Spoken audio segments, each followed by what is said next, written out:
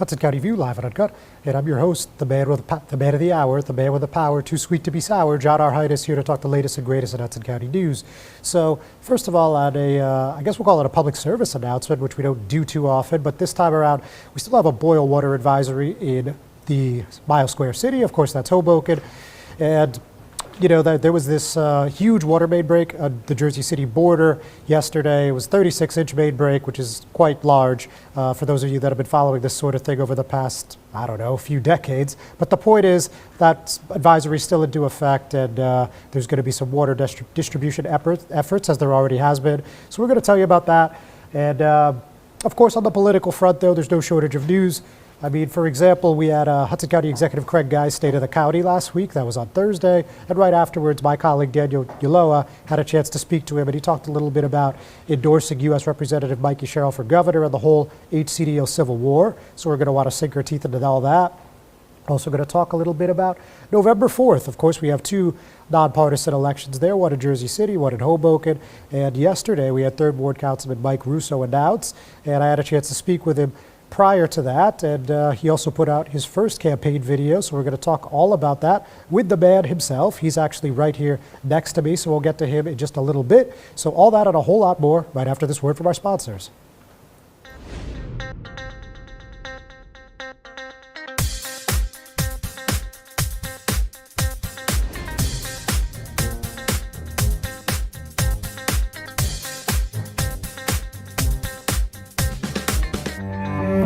No one plans on heart disease, but everyone should have a plan for it.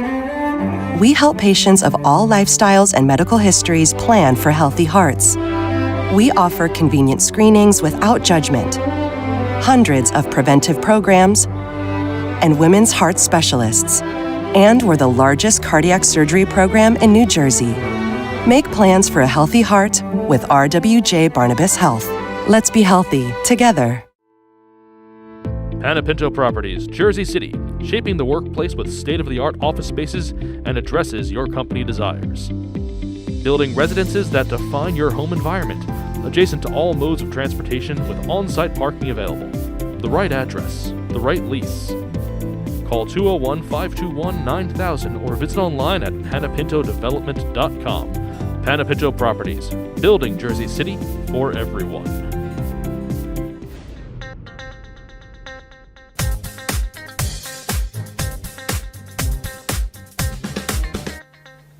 Hudson County View, live and uncut. John R. Heinis. So let's talk briefly about this water main break. So obviously, again, it's a big one, 36-inch break. Boil water advisory remains in the Mile Square City. That's been on since early yesterday morning.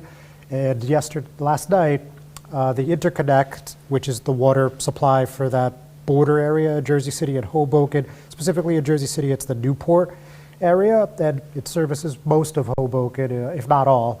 And they did an interconnect switch at 5 o'clock through roughly 8 o'clock, and that was just letting you know that because that affects water pressure, and obviously when people see that, sometimes they get a little concerned. So that's basically that for now. I mean, not really much of an update. There was a short email from the city via a Nixle, as well as one from Viola, which is the water service provider, but not a whole lot of new information. I mean, they're still working on it. Obviously, it's a big job. They've been working through the night, and they're hoping to get it repaired as quickly as possible. No boil water advisory for Jersey City, just to reiterate that point. And beyond that, you know, keep in mind that that border area, Jersey City, Hoboken, is going to be heavily trafficked. It's going to be a lot of construction there, so you're advised to avoid. Specifically, Jersey Avenue has been closed in both directions at 18th Street in Jersey City. Eastbound traffic coming into Hoboken on Jersey Avenue will be diverted onto 18th Street, and westbound traffic on Observer Highway is detoured onto Grove Street and Henderson/Marriage Street, also in Jersey City. So some commuting updates there. So back on the political front, here's something that I didn't mention yet. We have Musab Ali, a former Jersey City Board of Education president and mayoral candidate, announcing his first running mate. And that's a fellow by the name of Shabab Khan. And he is an IT specialist, and he's also a community advocate and a parent of two over in Jersey City. So he is running for that Ward C council seat.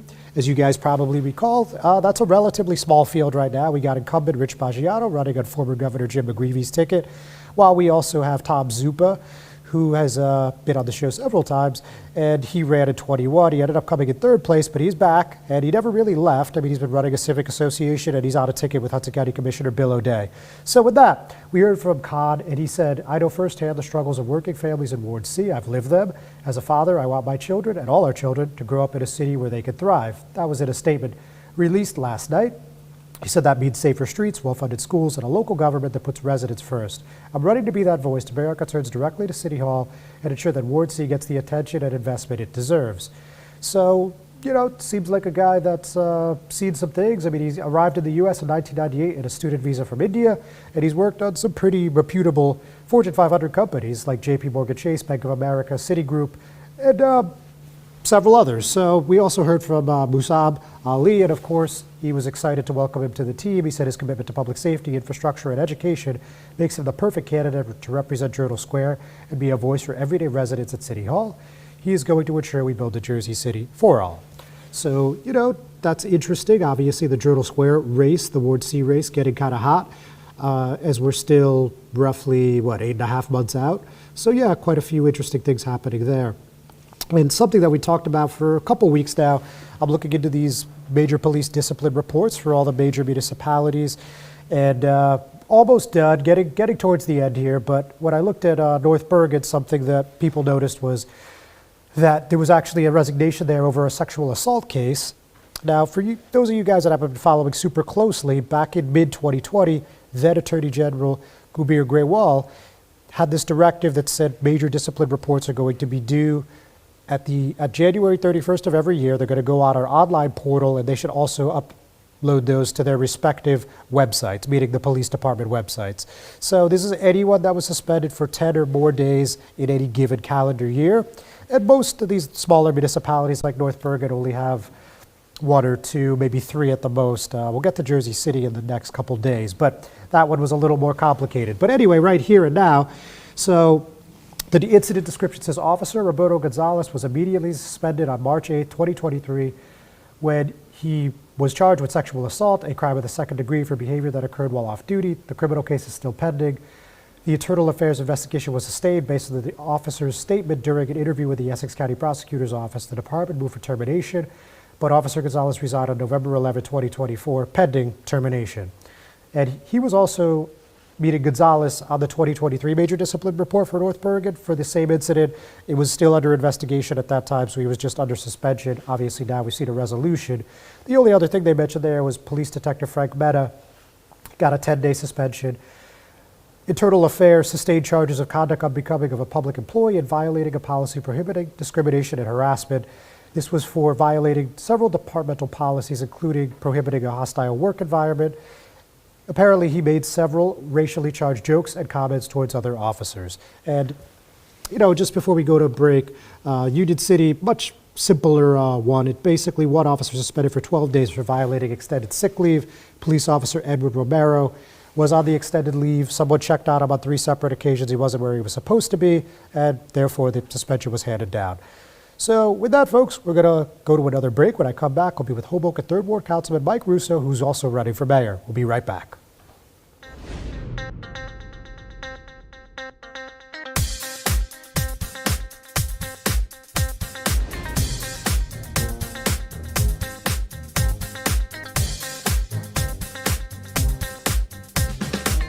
Burns Brothers Memorials, Monuments, and Markers, 787 Tunley Avenue, Jersey City. Hudson County's only monument maker, serving all faiths and cemeteries. Design, studio, and large inventory on site. Cemetery inscriptions and custom orders welcome. Burns Brothers Memorials, Monuments, and Markers, 787 Tunley Avenue, just south of Secaucus Road. Craftsmanship that will last for all eternity. Burns Brothers, Jersey City, Albert H. Hopper, North Arlington. Visit us on the net. Newport, the luxury waterfront community on the Hudson River, offers a quality of life you deserve in one of our many high-rise towers. With amenities such as the on-site Newport Path, light rail, Newport Town Square, 3 playgrounds, dog run, upscale restaurants, retail giants like Kohl's, JCPenney, Macy's, and Target. Morton Williams and Acme Supermarket are just outside your front door. A health and fitness center, skating rink, and medical facilities are also on site. Enjoy the New York skyline from our waterfront and various parks. Manhattan is just one pass stop away, or a quick ride through the Holland Tunnel. Nursery and private elementary schools all on site. 12-screen movie theater at the Newport Center Mall. Looking to visit? Stay at the Westin or Marriott Hotel. For more information, visit us at newportnj.com. Make lasting memories to cherish forever. It's incredible. It's you, Newport. Live like you want.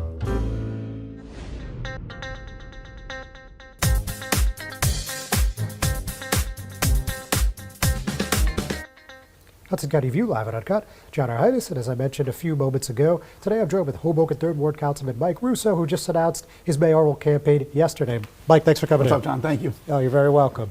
So, obviously we had a chance to sit down on Monday, which I appreciate, of course, and I appreciate you making the point to, double down on your message here today. Sure. So, let's just start on the governmental side. So, you obviously have a council meeting tonight, and I know we have the Garage B plan, which some people are excited about, some people hate it, like everything else in Hoboken. But tell me about your vision and what you've contributed to this plan, or how you'd like to see this pan out. Yeah, this is something very near and dear to my heart. I started working on this plan with Mayor Bala probably, 3 years ago at this point. I remember going over to New York and speaking to the individuals who actually own the air rights above that garage. And we started talking about what potentially could be there. And as all developers, those conversations started with, a luxury high rise. And we made it very clear that that's not what we were looking for as a city. And we wanted to make sure that we were housing the middle class and the working class in the city of Hoboken. That evolved over time. And now we're at a point where there's a redevelopment plan coming before the city council.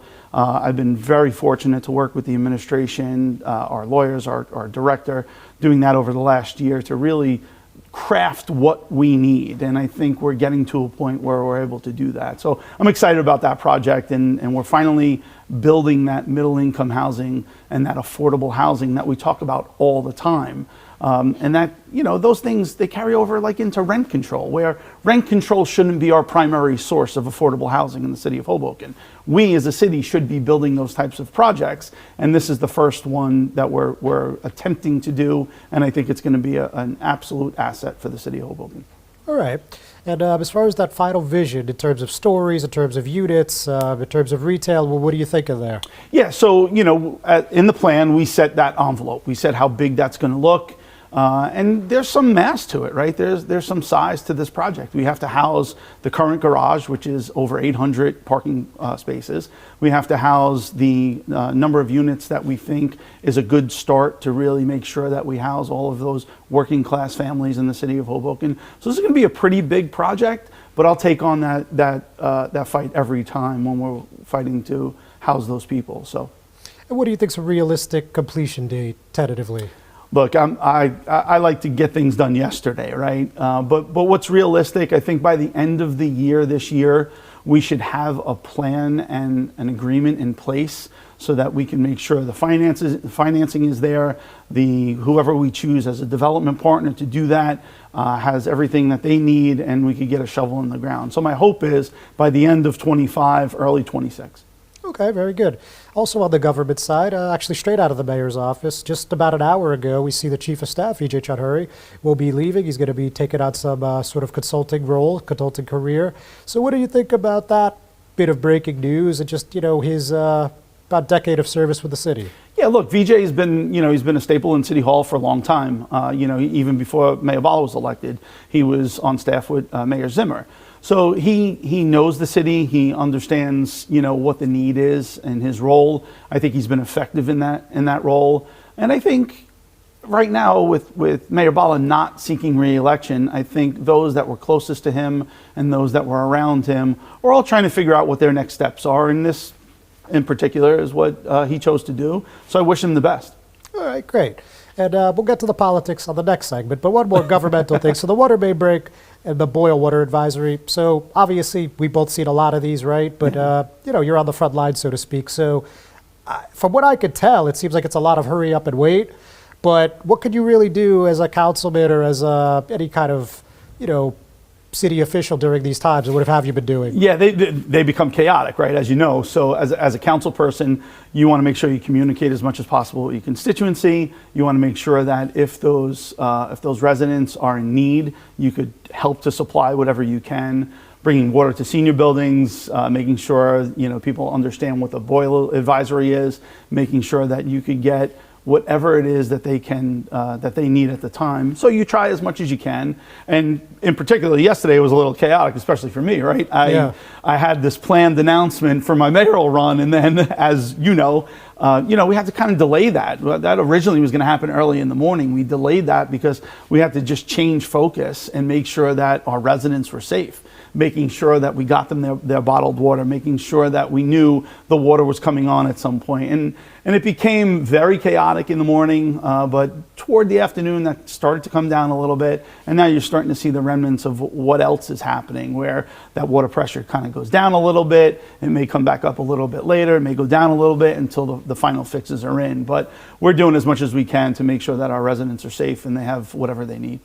All right. And just a quick additional point, looked like there was a nice collaboration between the municipal and the county officials on this one. Yeah, I think it was great. I think, although there was a slight miscommunication about the work being done in Jersey City, I think we could have been slightly prepared a little bit more. But once it happened, I think the city responded really well. I think the county responded really well. And that collaboration was really important. I think everybody was out there making sure that people had water, especially at our senior buildings, at our public housing buildings, and making sure that everybody was safe. So it was pretty awesome. All right, very good, Councilman. Don't go anywhere. Folks, don't go anywhere yet. We're just going to take a quick break. We'll be right back.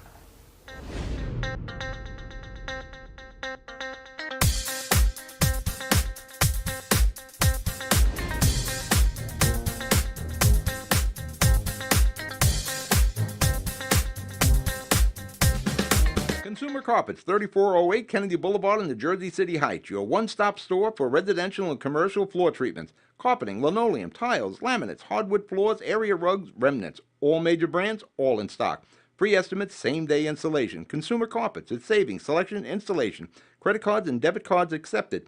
Financing available. Consumer Carpets, price to fit your budget, installation to fit your schedule.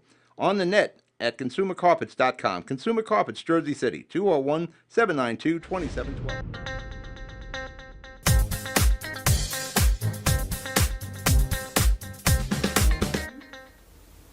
Hudson County View live at Uncut. John R. Heinis still here with Hoboken 3rd Ward Councilman Mike Russo, who's running for mayor.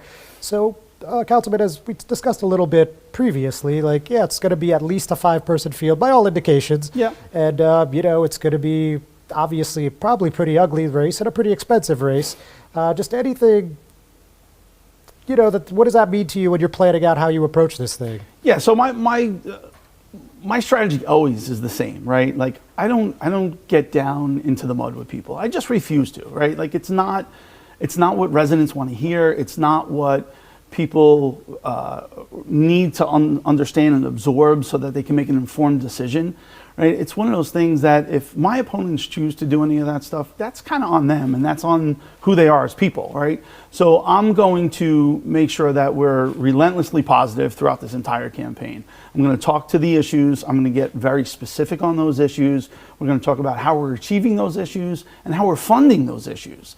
And I don't think there are any candidates that are currently announced or any candidates that are going to get into this race that are going to have any of that substantive, really important information for our residents. I've been doing it from the beginning. I talk about my policy positions. I talk about what that looks like. And in this campaign, we're going to get super specific on how we're going to achieve those things.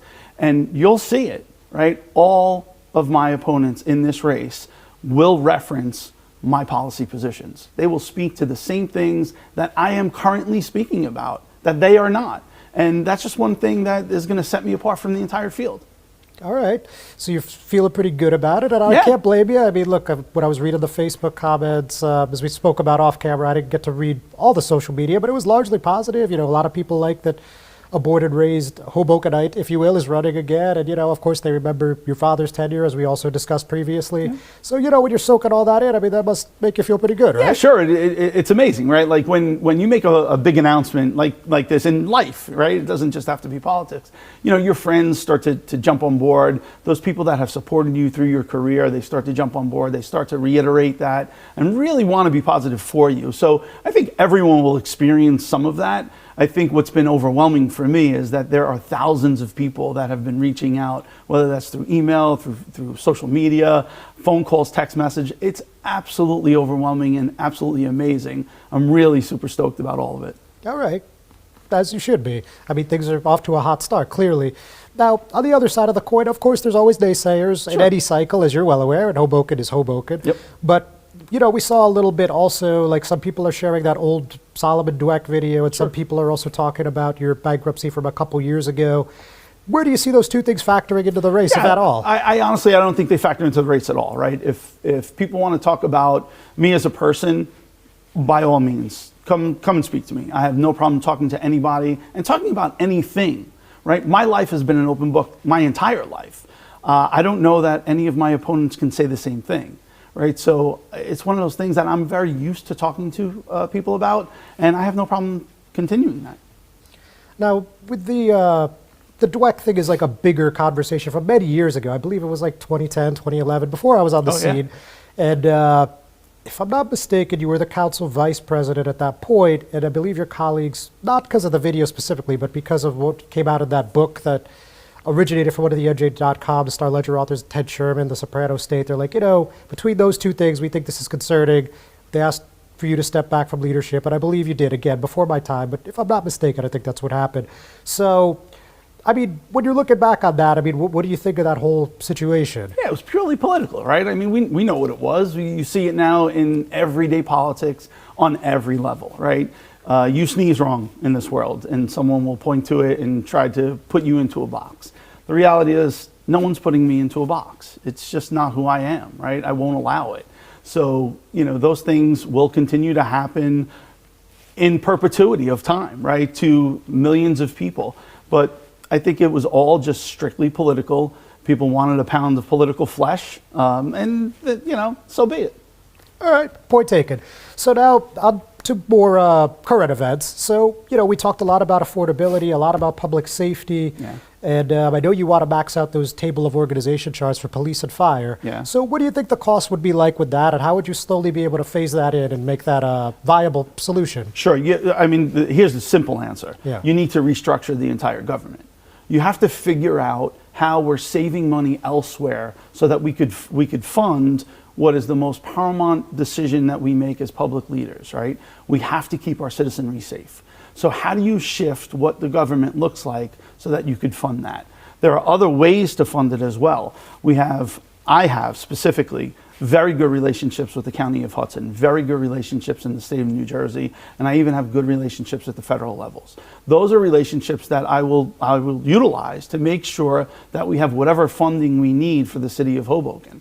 People always say, Hoboken always gets the least of municipalities in Hudson County. I'm sure other municipalities across Hudson County will make the same argument, right? They'll disagree. But the reality is there's a lot more that we could really get from the county, from the state of New Jersey, from the federal government to make sure we're doing the things that we need to make sure that our citizens get exactly what they want. And just real quick on fiscal responsibility. So one thing that we did talk about the other day was there's all this bonding that goes on, $5 million here, $10 million there, and occasion $50 million. You see what they do with some of these resiliency parks. They're not cheap, and they require a lot of maintenance too. So, in a Russo administration, how do you grapple with those kind of situations? Yeah, so if you look at my record, right, across my entire time on the council, I fight against bonding as much as I possibly can. It's the credit card analogy, right? You keep putting money on that credit card, eventually you have to pay it, and you're paying the interest. So the city of Hoboken has this structural deficit because of our bonding of about $15 million a year, which means on day one, every year, we're $15 million in the hole. We have to pay for that. We have to pay for that somehow. So how do you then go and do some of these bigger projects, right? So let's use a park, for example. Well, you have to do something where it generates some revenue so you're paying that debt service. If you're bonding for $30 million, you have to generate $1.5 million a year to make sure you're paying for that bonding. So how do you do that, right? Those are the types of projects that we have to look at now. Again, talking about restructuring government and making as many savings as possible across the city, that's really, really important. And some of those decisions are going to be really tough, but you need a strong, decisive leader to do those things, and I'm the person to do that. Councilman, very good. Appreciate your time. Thanks for coming in. Best of luck. Appreciate it. Ladies and gentlemen, thanks for tuning in. We got one more segment. We'll be right back.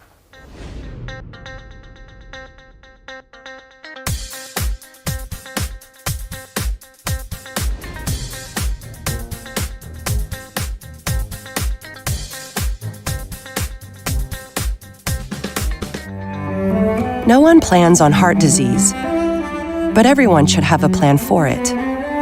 We help patients of all lifestyles and medical histories plan for healthy hearts. We offer convenient screenings without judgment, hundreds of preventive programs, and women's heart specialists. And we're the largest cardiac surgery program in New Jersey. Make plans for a healthy heart with RWJ Barnabas Health. Let's be healthy together. Panepinto Properties, Jersey City, shaping the workplace with state-of-the-art office spaces and addresses your company desires. Building residences that define your home environment, adjacent to all modes of transportation with on-site parking available. The right address, the right lease. Call 201-521-9000 or visit online at panepintodevelopment.com. Panepinto Properties, building Jersey City for everyone.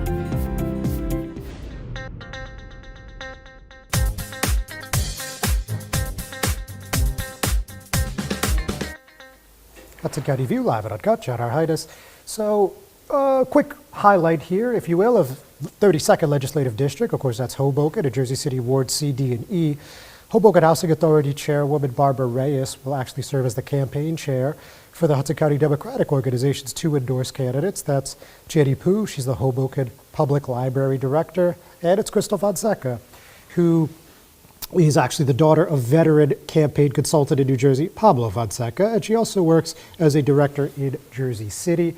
And she said in a statement, this is Barbara Reyes, I believe Jenny and Crystal are the best candidates to represent us down in Trenton because I know that if they are elected, their sole focus will be on bringing back critical resources and opening up avenues for expanded access to affordable housing and economic opportunity for all Hoboken and Jersey City residents. Pretty self-explanatory. Obviously, this is the most crowded Assembly race thus far. Right now, you have Assemblywoman Jessica Ramirez running on Jersey City Mayor Stephen Fulop's ticket. It remains to be determined if she'll have a running mate or not, but I know that Ward D Councilman Youssef Saleh has been asked. Let's see what he decides to do. And you also have Hoboken Mayor Ravi Bala and Jersey City activist Katie Brennan running as independent. So that's certainly going to be a battle zone for the HCDO. Of course, you have Craig Guy, the HCDO chair and county executive, along with State Senator Union City Mayor Brian Stack, leading the charge on one side, the HCDO side. On the other side, you have Fulop and North Bergen Mayor Nick Sacco leading a second contingency. And of course, they're going to slug it out in these 6 assembly races of that Hudson County Sheriff race that pits incumbent Frank Scileri, who is with the Fulop-Sacco contingency, taking on Bayonne Mayor Jimmy Davis, a retired police captain who has the backing of the Guy and Stack faction. So, talking about elections, let's also mention that Hudson County Commissioner Bill O'Day has his third council-at-large running mate, and that's Sandra Robinson Green, and she's running with Kristen Zadroga Hart and Councilman-at-Large Daniel Rivera. And, of course, these are the 3 citywide seats, so of course they're, in a lot of ways, the most pivotal for any 9-person slate in Jersey City.